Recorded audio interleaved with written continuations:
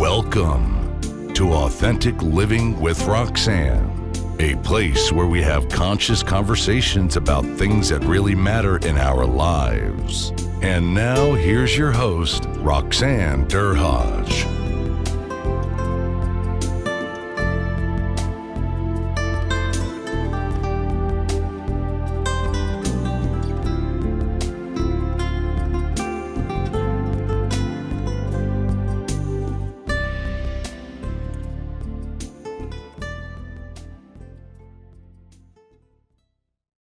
Hi, everyone. It's Roxanne Derhodge. Thanks for tuning in again this week. This week I have a special guest, someone that I met a year ago in Florida at a training that I was involved with a speaker coach and Mr. Logan Loomis. Hi, Logan. How are you today? I'm well, Roxanne. How are you? Good, good. And where are you today? I'm in my home in New Orleans. Oh, you're in New Orleans. Okay. So Logan is a management consultant and has been in the management consulting field now for quite a while. So I'm going to have Logan tell you a little bit about his background, and then we'll go from there. So Logan, tell the listeners a little bit about your background. Well, I've had an interesting career journey. I actually began my career practicing law, large New Orleans law firm, for the better part of 10 years. And during that period, although I did primarily corporate work for a lot of it, I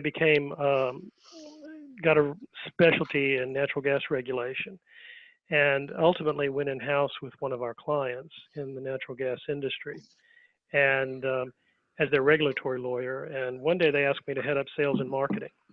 And we built that company into an Inc. 100 company, one of the 100 fastest growing privately held companies in the U.S. And from there, I was asked to build a company in the same genre, which I did as CEO for a number of years. And as the industry changed, I had gotten very, very curious and engaged around how you build high growth companies. And so in the early 90s, I started a management consulting practice, which I've been doing now for the last 20 whatever plus years. Wow, interesting. So you and I met at a conference where we were both, you've been doing some speaking on the corporate end. So I wanted to talk to you a little bit more about your path in management. So when you decided to become a lawyer, what made you want to go into management versus staying on the legal end? You know, I went into law with, as I think a lot of people do, with assumptions about what the law was. And ultimately, the practice of law was not highly interesting to me. I was very successful at it, but it was not something that I was really thoroughly engaged with. When the CEO of a company that I was working for asked me to head up sales and marketing, and I thought, I'm your lawyer.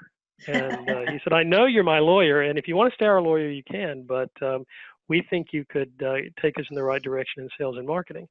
And when I moved over to sales and marketing, and it shouldn't have come as a great surprise to me because I actually worked part of my way through college selling, but it never occurred to me that I would be in sales. And so as I led that sales initiative, I found that I had, it triggered passion in me and joy in me. And that's when I really began to realize that if we really want great job fit, what we really need to have is to really enjoy the activities we're doing, not just be good at them. Because, when you apply yourself and you do something repetitiously, you do get good at it, but that doesn't mean that there's joy in it. And so that was something that I began to understand, is the connection between really enjoying the activities you're doing and developing real effectiveness in it. And about the year 2000, I was introduced to a new generation of assessment, the Harrison assessment. And one of the theories that that's based on is joy performance theory, that we tend to do the things we like to do, and the more we do them, the better we get at them. And so really connecting the sense of what our qualities are, what we really enjoy to the activities in a job. And that's really helped me over the years as a management consultant, get people aligned in the right jobs and develop areas where they have natural strengths. And to speak to the concept of joy, like, in a management instrument, that's interesting, right? Because generally, It is. kind of the perception is the bottom line and getting things done and being strategic and, but looking at joy from a different perspective. I think of myself when I'm joyful about doing something, I'm so completely in the moment that it doesn't feel like work. So I can imagine when you go out there and you do the Harrison assessment tool with, let's say C-level executives, are there a lot of misalignments with people in certain roles? And how does the assessment tool assist or not assist in that process? You do see a lot of misalignment. And a lot of times what I'm seeing is there's not as much misalignment as not being able to, not having developed some of the qualities that are going to make, particularly at the C level, that are going to make them as good as they possibly can be. One of the things that we tend to do is we look at our eligibility for a job, our skill, experience, our training, and that tends to be very focused on what I think of as the business mechanics of growing a company. Strategy, technology, process, marketing. So all of the smart stuff. And so you have an awful lot of smart people running companies. The question is, can they create value? And value is created by the people who are on the front lines that are implementing the strategy, that are implementing the process. And in order to really catalyze that, you have to have very strong relational influence. And so what I do find is that leaders who tend to struggle or who aren't reaching their full potential often just have not developed their relational influence. Mm-hmm. And so in coaching, that's a lot of what I end up working with. And something you and I have talked about, Roxanne, is in the now almost 19 years of data I've had on high performers, one of the trends I've seen, and it's a very dominant trend in high performers, is very, very high drive for self-improvement, looking at what I need to do to improve. And that's very important, and you certainly, and it's essential to have as a leader. But also what I've seen is very moderate to low self-appreciation and self-acceptance. And what that tends to translate into is a mindset that is very hypercritical. Mm-hmm. What's going wrong? What do I need to change? And that translates into your leadership style. And so what I found is if you really want to gain relational influence, one of the starting places is self-appreciation. And the hardest question that I ask high achievers is, tell me something terrific about yourself. And there'll be a long pause. And, there's a sense of a lot of times, well, I'm being arrogant. And, you're certainly not. You're just appreciating the qualities. And if you can appreciate the qualities in yourself, then you can begin to appreciate the qualities in other people. And appreciation is such an important cornerstone for relational influence. And, as we look today with the studies that are being done, and Gallup has done just a mammoth and groundbreaking study on engagement. And the results are that we don't have a high level of engagement in corporate America. And one of the reasons is we really are not appreciating the people who are creating the value. And it makes sense, because if you're not appreciating yourself, it's not necessarily top of mind to appreciate the people who are creating the value. We'll focus on customers, and customers are very important to focus on, but it's the people that create the value that really are the root cause to customer satisfaction. What an interesting concept, because as I listen to you, Logan, you're right, we're always front facing with the customer and what the customer needs. But what I hear you clearly saying is that if there's not that connection to yourself as a leader, then how are you feeding that through? That's a different way of looking at it, from appreciation from a macro level all the way to the front line. And generally we're looking, our value-based persons at the front line, we're saying, what is it that they need so that they could be prepared, but not really looking as high up as the CEO. I've had the benefit of working with one of my clients for 15 years, and the CEO of that company is amazing, and he just gets value.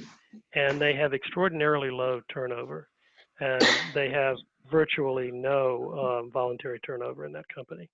And he really gets his commitment to the people and appreciating the value and the contribution that they give. And at the same time, he's very confident and very accepting of himself. And one of the things I think that's important about acceptance is, if you think about high achievers and you say, well, if I accept the fact that I'm not perfect, then there's no self-acceptance. And part of self-acceptance is understanding that we're a work in progress and accepting where we're progressing, that we've made gains. I had I like to use the metaphor of martial arts. And Roxanne, as I think most of your listeners know, you get belts in martial arts. You'll get a white belt and a yellow belt and a brown belt and then a black belt. And I was coaching a business leader a number of years ago who, in his first experience, had been a Navy SEAL, and he had some black belt that I'm sure if I could pronounce it, he'd have to kill me anyway, so I won't even try.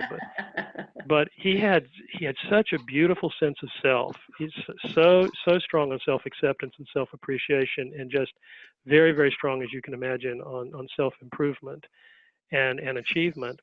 And I asked him, when you got your brown belt, how did you feel? And he said, oh, well, I was exhilarated. I had achieved what I had set out to achieve. I'd gained some new skills, and now I was positioned for the black belt. And so I'll ask high achievers, just imagine I'm giving you a brown belt. What are you thinking about? And most of the high achievers say, I'm thinking about what I have to do to get the black belt. So there's that gap of not just pausing to recognize the gains. And if you take that and you translate that to a broader sense of growing a company, of leading a company, there's some wonderful research on appreciative inquiry that's suggesting that we actually can increase our profitability by focusing on what's going well, and I think more balanced, what's going well as the challenges. But we don't pause to think in terms of what's going well in the company right now. And so when we aren't thinking about that, we're focused on problems, we're not building as much forward momentum. And I think as we shift, and this has been my experience, when we can shift our perspective and look at what's going well and why it's going well, we actually can achieve more. I've spent a lot of time over several years helping build a company in the insurance restoration space. And one of the things that we wanted to do was increase our margins. And the instinct of the team that wanted to do that was, well, let's go and find out what people aren't doing.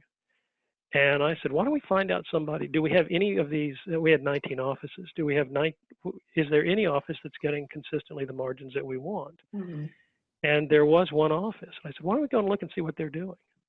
and try to replicate that in the other offices. It's, looking at the root cause of success rather than looking at the problems.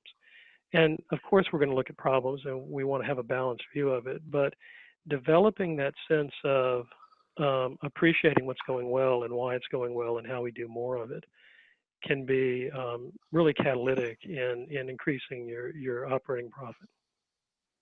I like that word, appreciative inquiry. What a nice way to look at it, right? Because I see this twofold to some degree.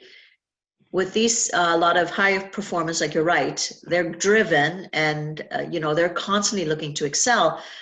But when they have to stop and reflect on themselves, they're looking at their whole entity of what they bring to the corporate environment. They do. Is that a struggle for them, Logan, for them to look outside of their role in the corporate environment to kind of build on themselves? I don't know that it's as much a struggle as not having the model. Okay. When you're going through, I just wrote a blog post, and it's Weiner, who is the head of CEO of LinkedIn, had a real shift in his effectiveness, and he talks about it in the 2018 commencement address to the Wharton School of Business, and it's a wonderful, wonderful commencement address. And what he's sharing with them, and if you think about the audience, these are people who have just spent now years learning the smart stuff about how to grow a company, all what I call business mechanics, and invested a lot of dollars in that. And his message to them was, that's all great, but what really makes the difference is compassion. And when he learned that, it transformed his leadership effectiveness. He's a very highly rated leader now. But a journalist once said that I'll paraphrase, he wielded his rapier intellect, or he wielded his intellect like a rapier, like a sword, and so we have smart people who have not necessarily understood the paradoxical nature of leadership, that you have to have the smart, but you also have to have relational influence. And I think something you and I share is that really starts with how you relate to yourself, because you tend to relate to other people the same way that you relate to yourself. And if you're hypercritical of yourself, which is the tendency of a lot of leaders and a lot of high performers, then it's natural that you want to treat other people the same way that you're treating yourself. That demanding quality and a more balanced approach actually creates better profitability, in my experience. So that's interesting. So when you coach these high performers, Logan, how is it that you, what strategies might you suggest or have them expose themselves to be a bit more compassionate to themselves? Actually, I do what I call a 21-day challenge.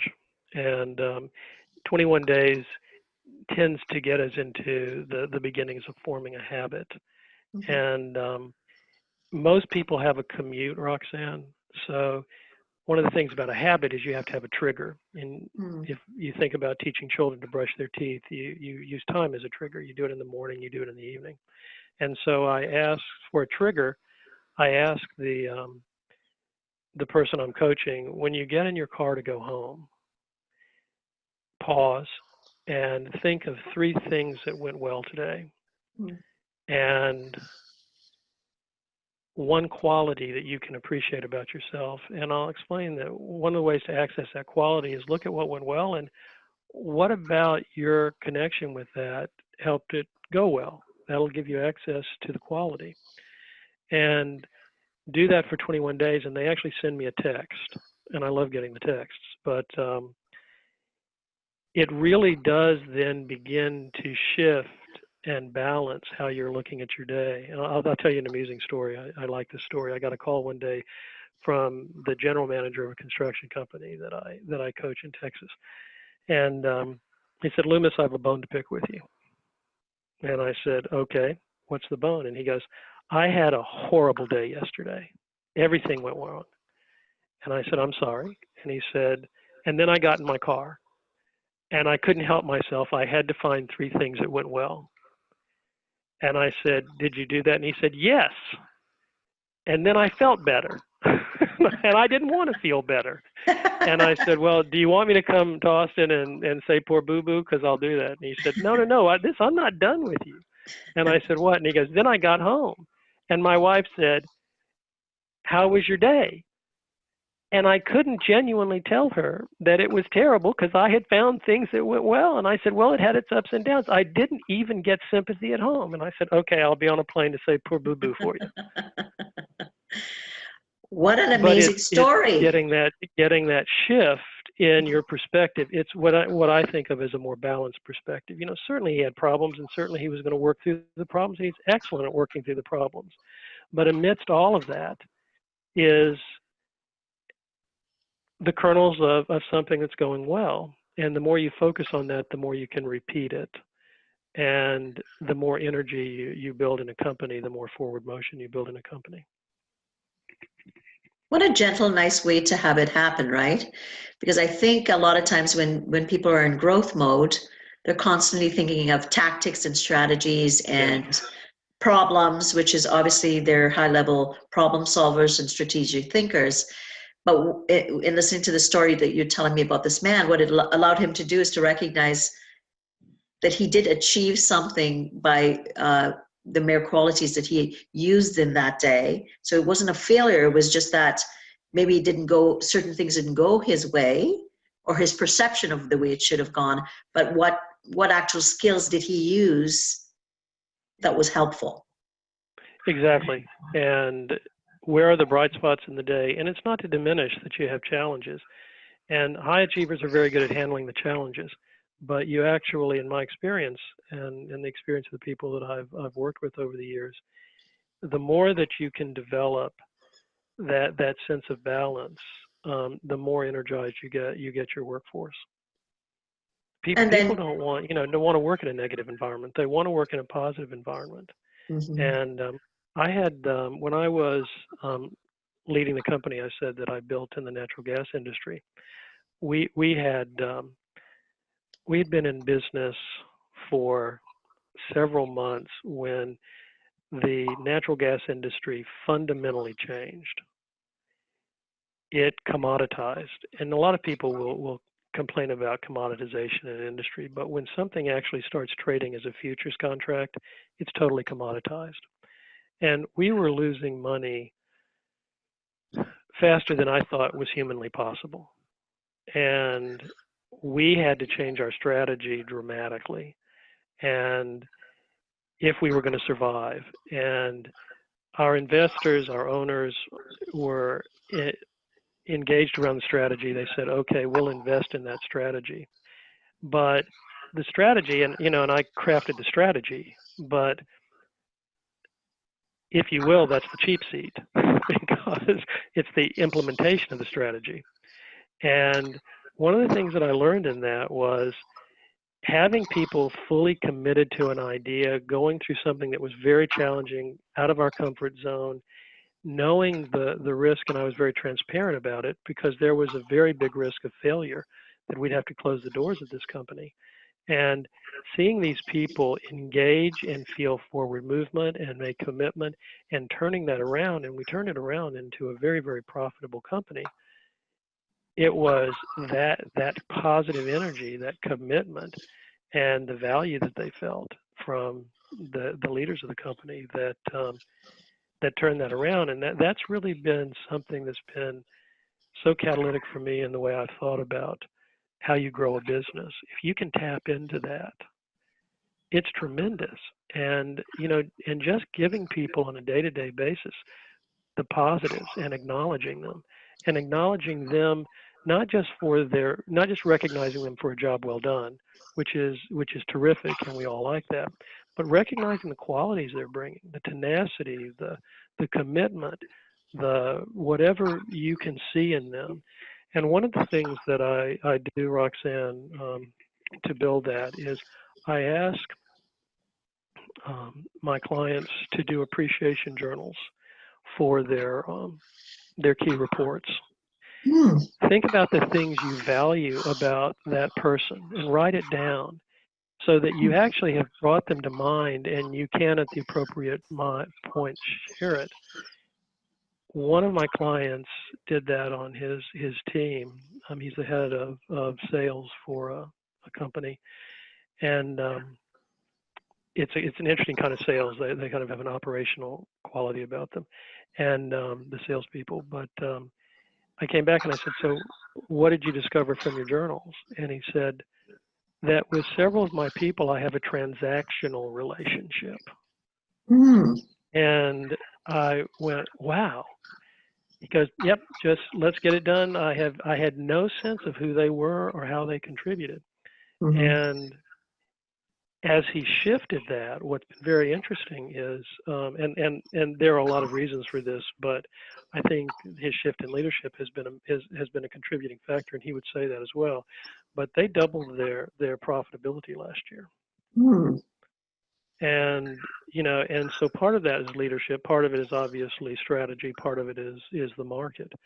But he does say he doesn't think that they would have achieved as much without his shift in leadership, and he no longer um, is a transactional leader.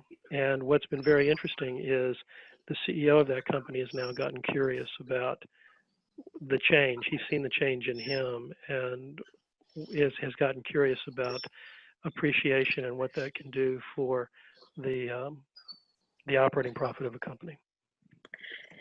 And you go back again to that element of, like I talk a lot about authenticity, but really it's about connection, right? So if It you're, is.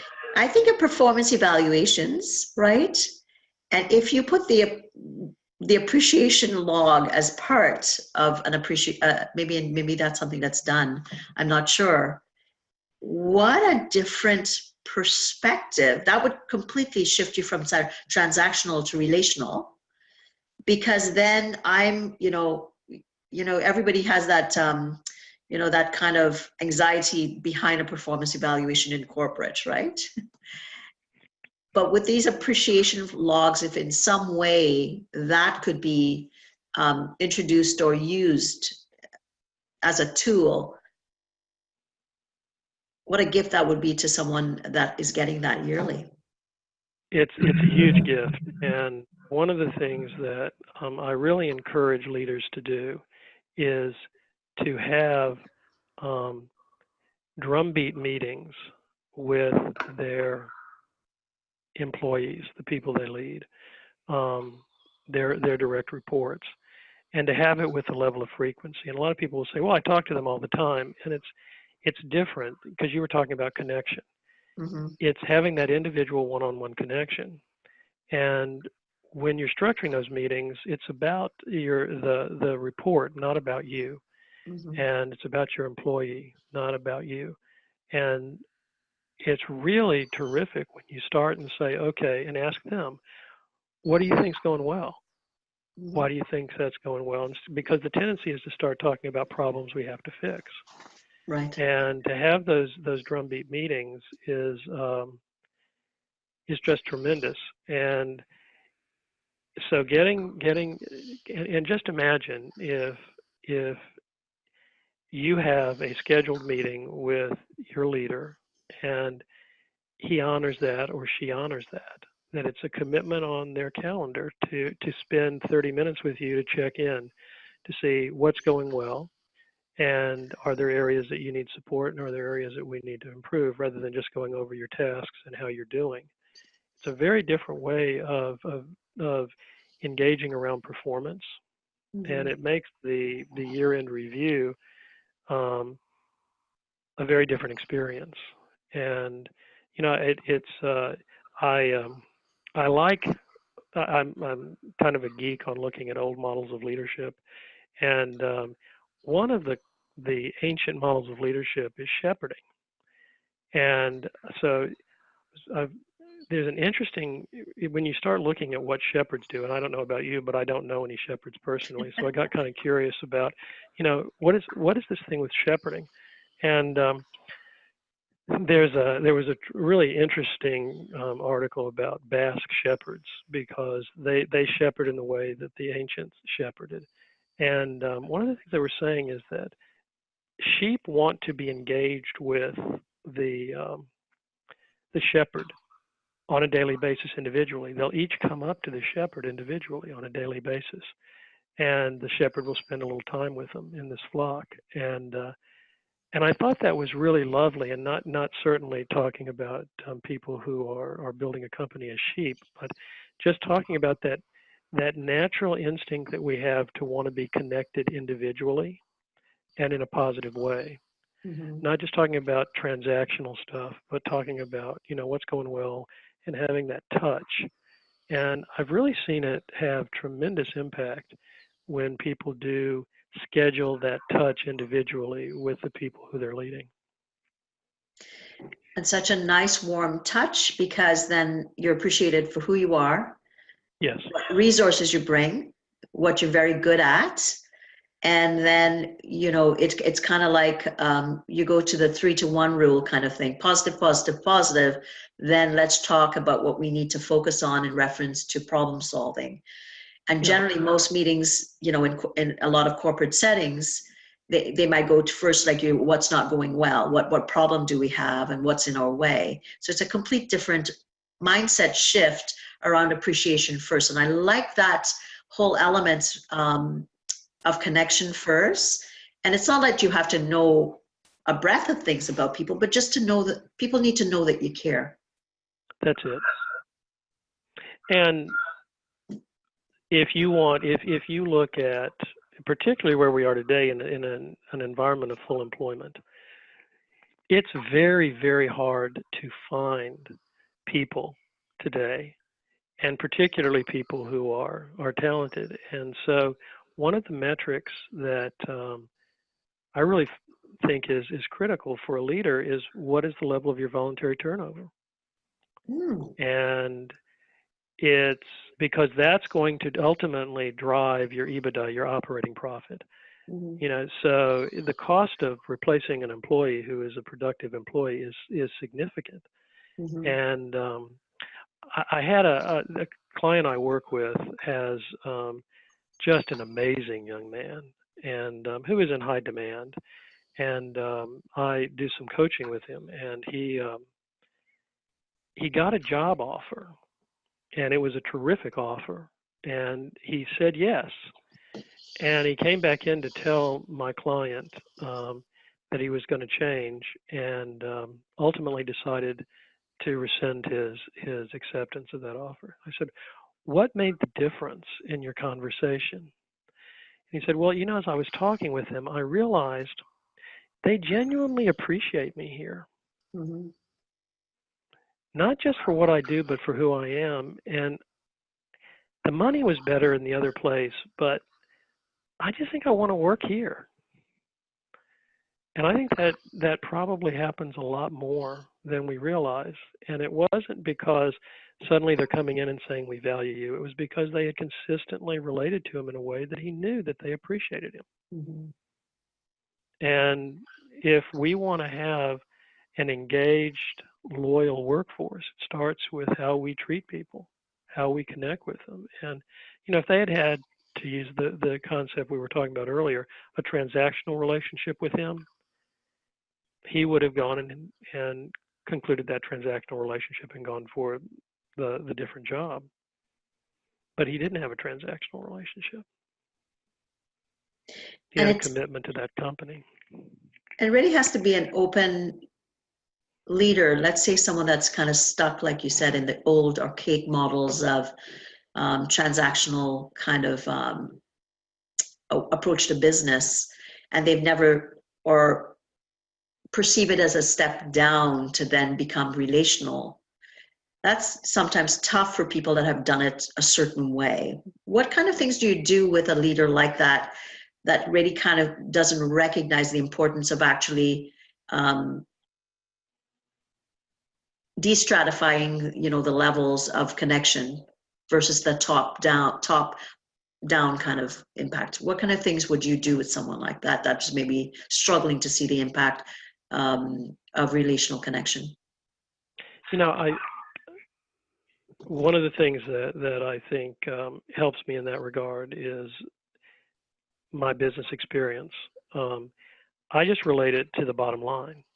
Mm-hmm. And if what your goal is as a leader is to generate profit, then let's talk about the root cause of profit. And, and that's why I said, one of the metrics is one of the drivers is voluntary turnover. Mm-hmm. If you have people leaving you, it's going to hurt your profit. First of all, that's expensive, but also it's going to impact customer relationships. It impacts everything. So it's really looking at the hard side of the soft skills and understanding that you may have a great strategy. Can you implement it? Well, you can't implement it because you've got to have people to implement it. So it's really about that relationship. And if you want people to give, people will give you what you're paying for. What you really want is that discretionary energy, that commitment from somebody to go above and beyond, to have and that's where you really start accelerating your profitability. It's Leaders, go ahead. It's interesting that you say that, right? Like it's sometimes so simple to apply these concepts, but it's not easy sometimes to have someone make that shift.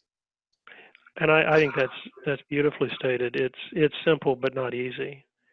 And a lot of times we just don't have a model for it. No one's ever really connected the dots to say it's how you treat people. As you look at the best companies to work for, the Fortune does that annually, and what you'll see is that they have really stellar profit. And so it's not just, oh, this is a great place to work, but there's a direct correlation between it's a great place to work and your profitability. When you think in terms of it's a great place to work, I love working here, how do those people relate to your customers? It's a very different level of commitment because they feel very strongly about what they're doing and the value of what they're doing, and that's infectious. Absolutely, from the receptionist at the which is the first contact, all the way out to the person that's cleaning the environment. If it becomes infectious because you can feel it. Like when I was in corporate consulting for 15 years, Logan, I would say that I would walk in and generally I could tell you the pulse of the type of environment I was entering by my interaction with the frontline receptionist. I have had the same experience. There's an energy or a lack of energy in a company. You can feel it. Right. And customers can feel it. So I would sit there and chit chat while I was waiting for my corporate contact to come out, and I would get a pulse by the time, let's say it was a new customer, or if it was a returning customer, I would generally kind of find out just by sitting there what was going on. New customer, I could kind of tell what the energy was going to be, and generally that would translate out into the health and wellness concerns that we would trend up quarterly. So we would find out, of course, there's internal and external pressures of the actual sector, but my role was to, when individuals came forward, they would seek psychological services that would keep them away from work. And it's interesting because I would be able to kind of tell kind of where the areas would be higher based on kind of some of the interactions I would have, not just with the front line, but also with my contact with the different boards and the environment and those types of things. Yeah, I've had the same experience. I mean, you feel the energy of the company. And in talking with people, when they're energized, and this is a great company, and we are thrilled to have you here, or yes, please, you'll have your meeting. Here comes Mr. Jones or Mrs. Smith. And right. You go, okay, fine. Thank you so much. This is going to be fun. And it goes back to what we were talking about with joy. It's, do you have that kind of engaged culture where people are having fun? And not just fun in the sense of we're having a party, but they're enjoying their work, they're enjoying how they're treated, they're fully engaged, they're giving you discretionary energy. And what that then means is that they're out talking to their friends, and those are the people who want to come work for you. Mhm. So that's one of the if you want to recruit a great workforce, have a great workforce. Mhm. And so those are some of the things that business school doesn't teach you, but it's what ultimately you have to do to build the most vibrant culture that's going to drive the highest EBITDA, the highest operating profit. So there's a strong correlation. Thanks for tuning And in that's why to I Authentic like, Living with Roxanne, creating the space for positive, healthy change. Roxanne is a keynote speaker, psychotherapist, and coach. To work with Roxanne, visit roxannederhage.com/blueprint. We'll see you next time on Authentic Living with Roxanne. Well, it sounds like something I'm going to also tune into. So, Logan, this has given me a lot of perspective, just in kind of thinking about how I think about connection and authenticity and how that translates into well-being. Because clearly, what you're saying is leaders come forward because they have skill and they have capacity. But the leaders that really excel, like people like Weiner, like you're talking about, are the people that recognize that appreciation in the smallest forms are the best ROI that you can actually do in a company. That's been my experience. I mean, you clearly have to have all of the business mechanics in place, Sure. and you have to have the smart stuff. But being smart is just not enough. In this blog post that I just mentioned that I wrote, I quote one of my grandfather-in-law's statements. He was an amazing man, one of the most amazing people I've ever met, and I had the blessing of having lunch with him once a week for about a decade. We during the period actually I was practicing law, and I didn't realize, but I was getting a lot of what was going to help me in business from those conversations. But one of his sayings that he just repeated so often it became indelibly printed in my memory was to put down everything he knew, 1,000 books it took, and still he didn't know enough to fill a pocketbook. And it's the relational influence that ultimately, you can be very smart, you can do all the right things, but if you don't have the ability to make the connection with the people that create the value that interface with your customers, you're not going to achieve your full profit potential. Well said.